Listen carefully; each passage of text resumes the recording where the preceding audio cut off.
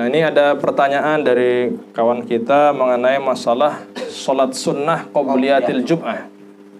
Apakah ada dalam hitungan syariat? Maka hadirin mulia, di dalam pendapat 4 madhab, baik Imam Abu Hanifah, mungkin Bapak kalau mau tahu bagaimana cara ibadahnya orang-orang yang mengikuti madhab Hanafi, pergi ke India, pergi ke Uzbekistan, pergi ke Turki, dan seterusnya. Di sana tidak ada masjid yang tidak menyelenggarakan sholat sunnah qobliyah. Kemudian Maliki, madhab Maliki, ataupun pendapat Imam Malik, itu di Sudan, atau kebanyakan di Afrika, itu pun mengatakan bahwasannya termasuk sunnah mu'akkadah, bukan ghairul mu'akkad, itu mendirikan sholat sunnah qobliyah Jumat. Kemudian juga madhab Bapak Syafi'i yang di Indonesia, tanya sama kiai-kiai pesantren, itu pun disebutkan. Kemudian juga Hambali yang ada di Arab Saudi, kapan Bapak nanti umrah bersamaan dengan hari Jumat, di sana pun ada sholat qobliyah, baik di Haramain, baik di Haram, Masjidil Haram. Demikian pula Bapak nanti pergi ke Madinah, di Masjid Nabawi, di sana juga ada sholat qobliyah Jumat. Paham ya? Dan itu dikuatkan di dalam kitab Bukhari, bahkan bab dalam kitab Bukhari itu babu qobliyatil Jum'ah, bab yang menjelaskan tentang sholat sunnah qobliyah Jumat. Jadi Imam Bukhari sendiri menyiapkan bab pembahasan untuk qobliyah Jumat. Jadi intinya tidak ada khilaf. Salah satunya mungkin asbab bacaannya, ya kan. Kemudian juga mungkin dia ini terlalu memaksakan diri menjadi imam, ya kan. Padahal di situ ada beberapa orang yang lebih, kecuali memang lagi nggak ada. Bahkan seperti itu, bahkan seandainya sudah dijadwal, misalkan malam Senin fulan, malam Selasa, kan ada sebagian masjid seperti itu Pak ya. Tapi tetap aja imam-imam yang ditulis itu disalib terus. Nah, disebabkan itu akhirnya jamaahnya nggak suka. Nah, itu masuk hisab. Walaupun bacanya bagus. Nah, itu bagian daripada akhlak juga. Jadi seperti itu Pak. Jadi kembali kepada, demikian pula seorang yang kedua, wanita yang dilaknat, yang dimarahi oleh suaminya. Nah, dimarahi ini sebab apa? Faktornya apa? Nah, sekarang misalnya istrinya sedang sakit, ya kan? Sedang sakit. Kebetulan, maaf, suaminya puncak syahwat. Atau dia Pak Medi ya ini mau. 3 aja Pak, dibatasin jangan banyak. Ada 10 pertanyaan. Ayo, monggo Mas. Assalamualaikum warahmatullahi wabarakatuh. Waalaikumsalam. Saya mau nanya tentang masalah gimana sekarang ini kita nggak bisa lihat kadang-kadang orang ini bisa membedakan, maksudnya antara orang berilmu dan orang yang pintar, dan orang yang alim dan orang yang munafik. Sekarang ini kan nggak bisa bedain. Nah, yang kedua, pertanyaan saya, apakah benar kalau kita nggak belajar kita bisa mendapatkan ilmu secara cepat gitu? Dan itu perasaan apa namanya? Pokoknya kita bisa tahu luar dalam ilmu itu gitulah maksudnya. Dan yang ketiga, Banyak banget Pak. apa sih yang disebut kembang toreko itu? Kembang toreko yang dimaksud, ciri-ciri orang yang mendapatkan makrifat itu seperti apa? Dan makrifat itu berapa bagian yang dipelajari oleh kalangan orang Muslim? Cukup itu, Pak Ustaz. Tinggi Pak. Pertanyaannya. Yang pertama, pulau lali Pak. Yang pertama, kenapa kita sering tertipu atau nggak bisa membedakan antara orang yang berilmu dan orang yang pintar, orang yang nggak berilmu dan orang yang berilmu, dan yang kedua, orang yang alim dan orang yang munafik. Yang pertama, kenapa kita sering tertipu antara orang, maksudnya orang yang pintar ilmu agama gitu Pak ya, dengan orang yang belum pintar. Ya karena pertama syarat 4 tadi, makanya artinya walaupun kita punya guru hebatnya gimana, tetap kita selalu minta perlindungan oleh Allah kepada Allah Ta'ala. Kita ini Bapak untuk berlindung kepada Allah dan berdoa, Allahumma inni a'udzubika min syururi anfusina. Ya Allah, aku berlindung kepada Engkau dari nafsu-nafsuku yang buruk. Kadang-kadang tidak baik menurut kita, tetapi nggak tahu menurut Allah tidak baik. Maka kita berlindung. Contoh, ketika kami dulu belajar agama, mondok pesantren, jadi di tengah-tengah kami belajar ikut program belajar mengajar di kelas. Kadang-kadang sebagian para ustadz itu agak terlambat masuknya. Jadi sebelum mereka masuk, kami sholat duha di masjid. Nah, ini kadang-kadang menurut kami kan syahwatnya orang pesantren itu kayak gitu, Pak. Jadi bukan main HP, bukan nonton film kotor, bukan. Syahwatnya seperti itu. Semangat ataupun senang zikir, senang sholat. Tapi kata guru kami setelah dia datang, kalian telah bermaksiat. Kalian telah mengambil hak kelas untuk sholat. Masya Allah. Nah, jadi kapan itu datang? Pengetahuan itu ketika kita berkumpul dengan orang-orang yang alim. Makanya kita selalu berusaha untuk belajar, untuk tawadhu. Karena kata guru kami, bahkan juga dikuatkan di dalam kitab Nashihul Ibad, Pak, di takwa ya, takwa. Jadi takwa itu ada 4 huruf, Pak, ya.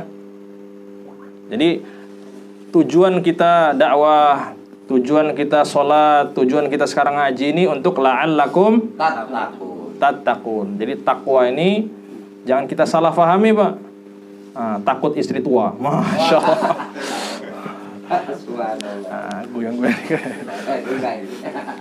Jadi takwa ini kata para ulama memiliki ada beberapa huruf, Pak.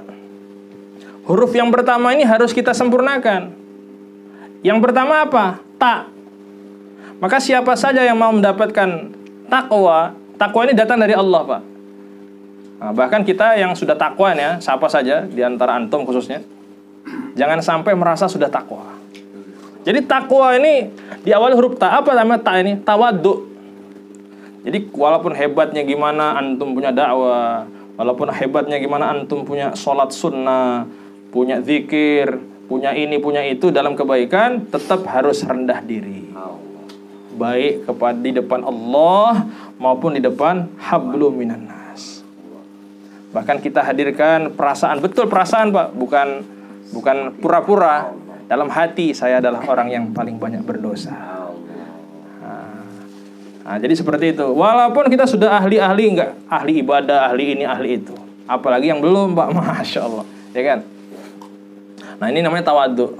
Nah, jadi seperti itu. Maka salah satu ketawaduan itu tadi tidak menutupi, selalu thalabul ilmi. Maka disebabkan tawadhu tadi, insya Allah kesalahan itu tidak akan. Mungkin awalnya salah, tetapi nanti nggak lama bisa benar. Nah, tetapi kadang-kadang ada sebagian, ya kan, kawan-kawan kaum muslimin wal muslimat, ketika sudah ketemu ini kan, muncul kadang-kadang bisikan, bahkan kadang doktrinan, bahwasannya hanya ini saja yang benar, yang selain adalah salah. Bahkan yang lain adalah neraka. Masya Allah. Nah, inilah sebagai salah satu hijab. Nah, makanya artinya walaupun, Pak, ya, sekalipun guru kita ini secara sanad keilmuan sampai kepada Nabi Muhammad SAW dan segala-galanya, sumbernya itu tembus semua, tetapi kita harus terlalu berlindung kepada Allah, minta sama Allah agar kita selalu dilindungi tadi daripada apa? Daripada nafsu dan amal-amal yang buruk. Nah, maka karena kita minta terus sama Allah, nanti insya Allah diijabah. Nah, maka perkara tadi tidak akan sampai kepada kita. Nah, pertanyaan yang kedua dari saudara kita, apakah ada seseorang yang mana ia ini nggak ngaji, maksudnya nggak mondok, ya kan, nggak ngaji sama guru, tetapi dia bisa jadi orang alim, ya Pak ya. Nah, memang ada cerita-cerita seperti itu. Cuman berlaku kepada keumuman, siapa saja yang mau pinter dalam urusan agama, maka dia harus tafakuh, harus betul bersungguh-sungguh tafakuh itu dalam urusan agama. Memang ada sebagian kisah, maka yang paling ditekuni adalah riyadhah dia, zikir, ya kan, karu-karuan. Tujuannya pun adalah Allah. Nah, ada sebagian, khususnya para santri, ini saya pengalaman kawan-kawan, tujuan dia zikir dapat ilmu laduni. Maka kata guru kami, ilmu laduni itu artinya kudu ilate muni. Masya Allah. Jadi harus ngaji. Ada sebagian kawan-kawan kami, besok itu tes, malamnya wirid, akhirnya nggak naik kelas. Ya memang, jadi memang itu pada secara, jadi ya umumnya memang ada sebagian cerita-cerita dari guru-guru kami, karena bapaknya itu bahkan kakeknya bahkan ke atas itu orang-orang yang soleh. Jadi anak-anaknya itu walaupun ngajinya itu jarang, jadi alim yang besar. Tetapi Pak, itu cerita-cerita itu ya artinya sulit untuk dijumpai. Artinya bahkan bisa dikatakan iya atau tidak, tapi kita nggak boleh mengatakan dusta, paham ya? Artinya itu sulit. Yang jelas sebagaimana kata Rasulullah tadi, ya kan, disuruh ngaji, ya kan. Artinya ya namanya ngaji, ya kita belajar, ya waktunya zikir, ya kan. Nah, jadi seperti itu. Bahkan Imam Syafi'i sendiri Pak, itu punya guru, ya kan. Jangankan Imam Syafi'i, ya kan, bahkan Rasulullah sendiri Sallallahu Alaihi Wasallam, beliau juga punya guru. Bahkan beliau mengatakan, zidni ilma, ya Allah tambahkan untuk aku ilmu. Cuman ingat, sampainya ilmu secara asli itu dengan takwa. Allah mengatakan, wattaqullaha wa yu'allimukumullah. Takutlah kamu kepada Allah, maka Allah Ta'ala akan memberikan kamu ilmu. Jadi asasnya tadi Pak. Namun kebanyakan ya orang ini namanya dari awal, maka dia harus ngaji juga. Maka ada yang ngaji diri kan, syariat itu. Makanya dalam ilmu thariqah itu ada tahapan. Nggak ujuk-ujuk dia diajarkan hakikat, tapi diajarkan ilmu syariat. Mulai bagaimana, ya kan, bagaimana bersuci yang benar, bagaimana sholat yang benar, bagaimana baca suratul Fatihah yang benar, dan seterusnya. Jadi sambil bicara belajar hakikat, disempurnakan juga pelajaran syariat. Ada sebagian majelis-majelis hanya mengajarkan hakikat saja, sehingga orang-orang yang duduk kadang-kadang menyempelehkan syariat. Bahkan yang paling parah menyempelehkan orang-orang yang berpegang teguh kepada syariat. Padahal sebagaimana kitab yang saya bawa ini, Kifayatul Atqiya, di situ diajarkan dalam ilmu tasawuf bahwasanya setiap kita ini harus mengikuti jenjang. Yang pertama adalah syariat, yang kedua adalah tarikat, thariqah, yang ketiga adalah baru hakikat. Baru nanti terakhir ma'rifat. Apa itu namanya syariat tadi? Wujudul a'mal lillah wa qiyamuha bi syurutil ilm. Di wujudnya amal yang disandarkan kepada Allah, yang tegaknya harus dengan ilmu. Ilmu yang sanadnya sampai Nabi. Maka kadang-kadang kita juga harus tahu ketika seseorang yang mengajarkan ilmu, ini ngajinya di mana sebelumnya. Ya Pak ya? Punya sanad nggak dia belajar? Kayak kami alhamdulillah sanad ilmunya sampai Nabi Muhammad. Bahkan saya punya ijazah dari guru kami sampai Rasulullah. Ada sajarahnya. Jadi seperti itu. Karena ada sebagian orang ngajinya pakai Google dia. Bener nih Pak. Dapat ilmu langsung sampai dardor, ya kan? Itu. Ya itu terserah dia kan, urusan dia. Jadi seperti itu. Kemudian yang kedua adalah apa tadi? Thariqah. Enggak, ntar dulu. Kembangnya tadi nih. Apa namanya? Setelah syariat, thariqah. Apa itu thariqah? Ittiqa'u syubhat. Jadi setelah seseorang tadi menjalankan syariat, maka dia harus berhati-hati. Karena jangan-jangan syariat yang dia amalkan tidak diterima sama Allah.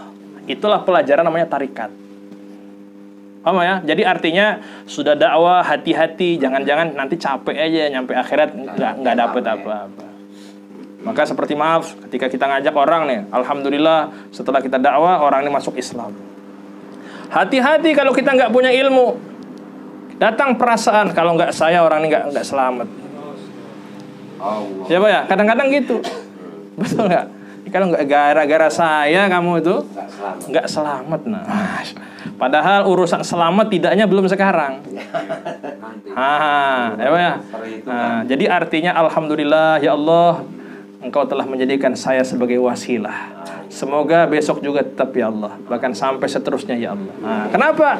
Jangan-jangan besok bukan menjadi wasilah orang masuk Islam, bisa jadi wasilah orang keluar dari agama Islam nanti. Masya Allah. Wal'iyadu. Jadi seperti itu namanya ya Bapak, thariqah. Nah, setelah itu baru namanya hakikat. Dan hakikat itu yang memberikan Allah. Salah satu dan diawali dengan takwa. Nanti baru panjang lagi. Nah, terusnya itu saya belum bisa menjawab karena kajiannya terlalu dalam. Wallahu a'lam. Jadi ma'rifat itu Pak artinya mengenal Allah. Jadi disebutkan di dalam kitab tasawuf. Jadi barang siapa jadi yang belum mengenal dirinya, ya, dirinya. Jadi man yuridu ayya'rifallah falya'rif nafsah. Jadi barang siapa hendak mengenal Allah, maka hendaklah dia harus mengenal dirinya. Maksudnya apa? Bahwasanya diri dia ini adalah dari sesuatu yang hina. Dari nutfah, dari air yang hina. Bahkan kena cipratannya yang punya itu cepat-cepat dibasuh. Ya. Ya. Coba misalnya nanti malam nih ada mimpi basah, nggak mungkin kan? Sombong kan? Iki apa ya? Ya kan? Jadi kita nggak usah sombong. Nah, artinya gitu. Bahkan semua yang keluar dari jasad kita itu semua adalah hina. Hatta keringat, bau, ya. Kotor. Keluar dari mata apa? Belek. Bahkan kalau ada belek di mata kawan, jorok, dibersihin. Yang keluar dari hidung apa? Ingus, ya kan? Keluar dari telinga apalagi marah. Meler, Masya Allah. Ya kan? Sampai dilap sih congenya, Masya Allah. Apalagi sampai keluar dari 2 lubang kemaluan. Nah, itu kotoran. Bahkan kalau kita bandingin kotoran manusia dengan kotoran kucing, masih bau kotoran manusia, Pak. Masya Allah. Jadi artinya sebelum seseorang tadi dibimbing untuk mengenal Allah, kalau dalam ilmu thariqah itu sebenarnya suruh mengenal dirinya. Artinya ngaji diri gitu. Itu yang benar.